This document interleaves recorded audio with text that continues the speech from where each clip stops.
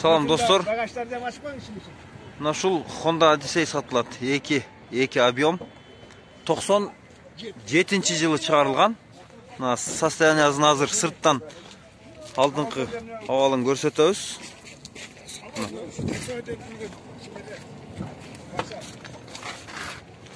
Анча-мынча таксиге чыгып жүргөн Odyssey. Баазын канча деп атасыз? Karşı gelişim var gende. Gelişim var deyt. Kişine çiğilip ketken yerleri var eken. Döngülöktörü olsa mına kışk eken жаңы. Protektorleri жақшы eken. Алдыңкы лаб ойында biraz жарака бар eken, аны алмаштырып койсо болот. Айдай турган адам. Негизден болжолдуу баазын айтып койбойсузбу, болжолдуу баасын?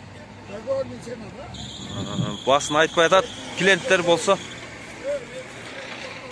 250 миңден арақ берер екен, чалып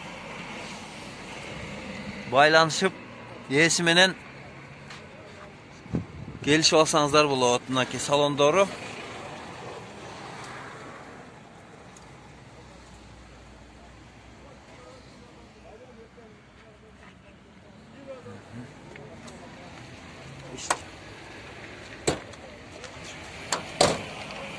Telefon numarasını айтып коюңуз.